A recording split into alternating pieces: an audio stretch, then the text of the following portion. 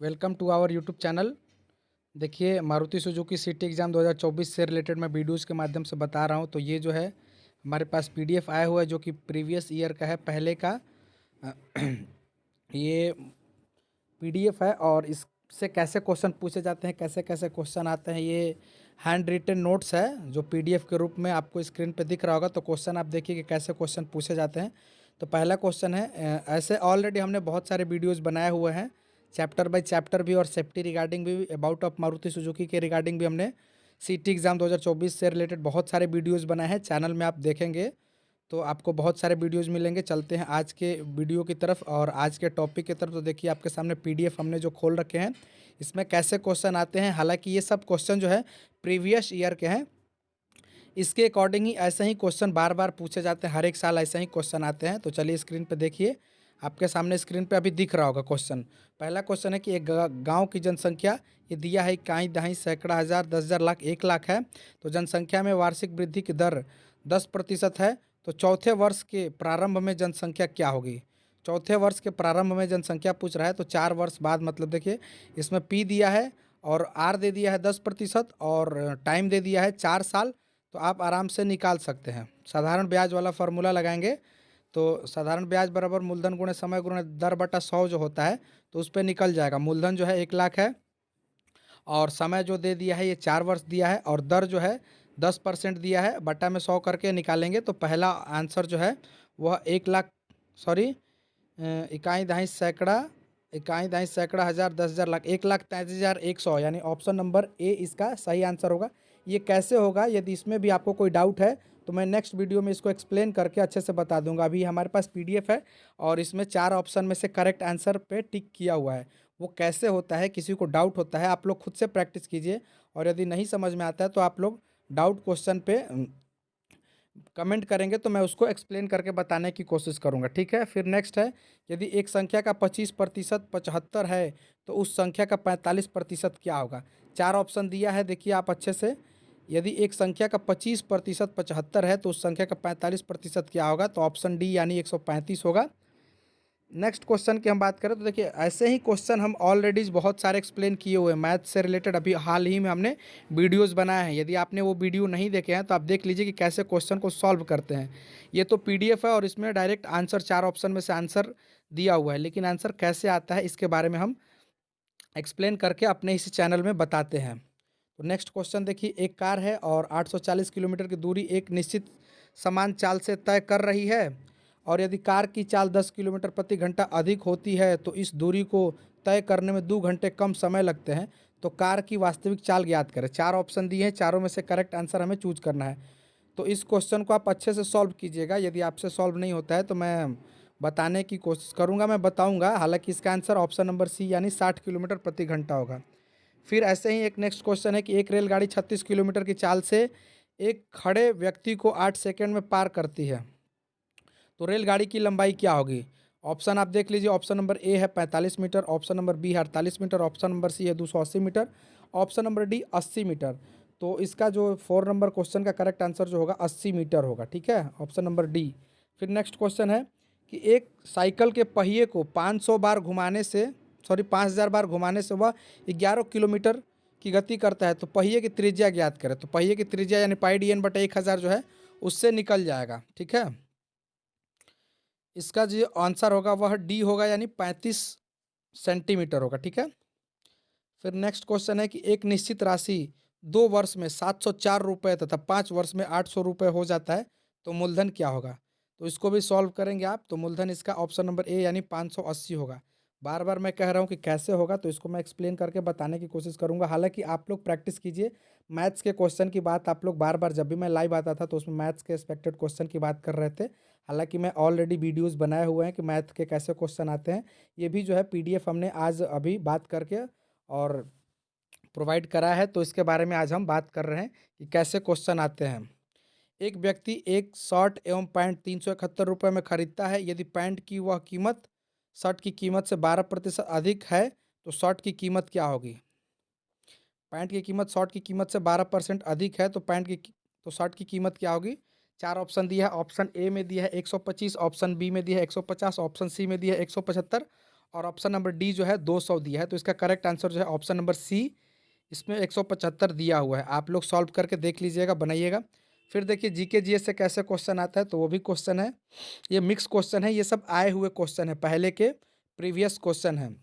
8 number question में लिखा है कि देश और बीच में अनुपात है, देश का राष्ट्रपति दिया है तो राज्य का क्या होगा, तो राज्य का इन्होंने मंत्री दिया है। आप हमें राज्य का ये राज्यपाल भी आप कर सकते हैं, ठीक है। तो इसको आप अच्छे से समझ लीजिएगा कि क्या आंसर होगा। 4 ऑप्शन है, पहला है राज्यपाल, दूसरा है सांसद, तीसरा है विधायक और चौथा है मंत्री। तो राज्य में मंत्री भी होता है और राज्य का राज्यपाल भी जो होता है, जैसे देश का राष्ट्रपति होता है वैसे राज्य का राज्यपाल होता है। नेक्स्ट क्वेश्चन है, रीजनिंग का क्वेश्चन है।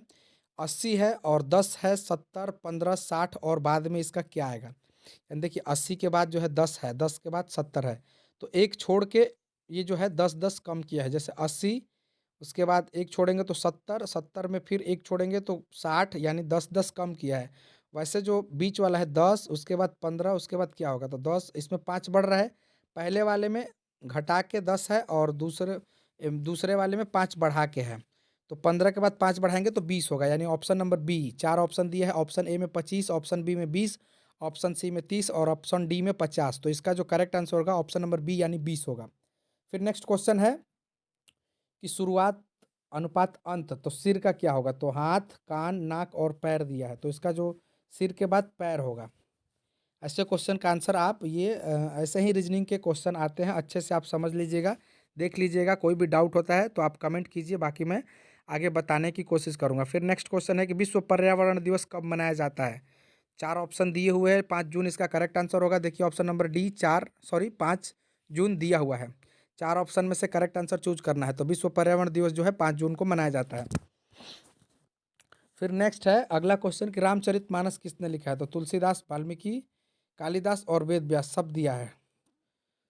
तो रामचरितमानस जो है वह वाल्मीकि द्वारा लिखा गया है, ठीक है। वैसे नेक्स्ट क्वेश्चन आप देखिए, महाभारत किसने लिखा। महाभारत जो है वेद व्यास के द्वारा लिखा गया है। ऑप्शन देख लीजिए आप, ये सब पहले का क्वेश्चन है, बार बार मैं कह रहा हूँ, ऐसे ही क्वेश्चन पूछे जाते हैं।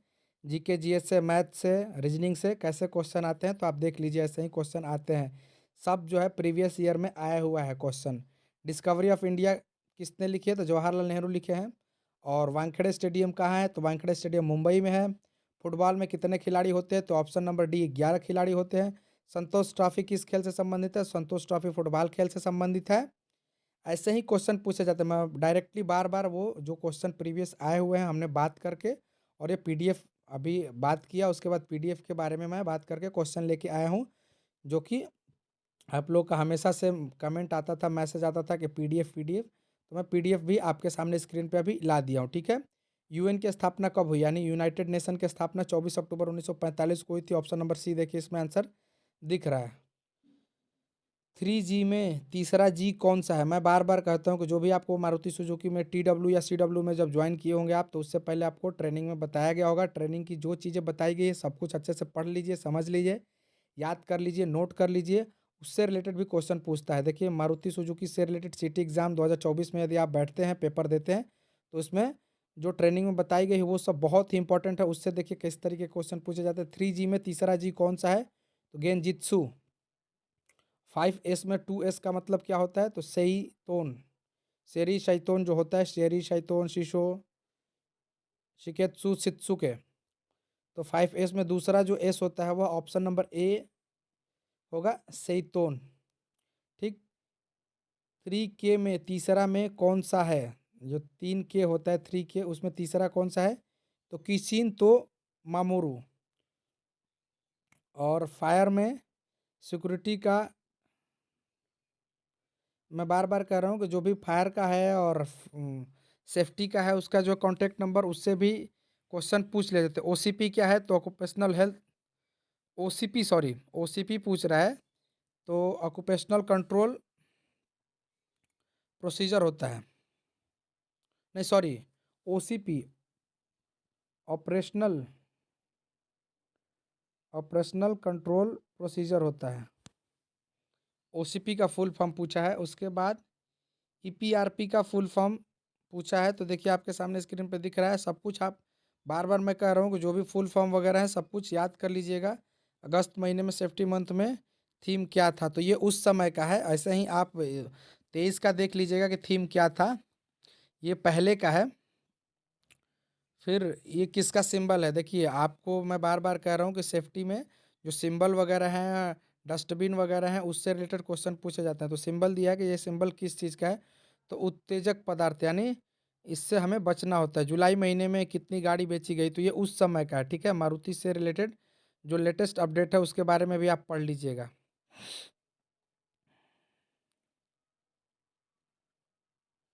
एलसीवी का फुल फॉर्म क्या है, तो लाइट कमर्शियल व्हीकल होता है एलसी का फुल फॉर्म। और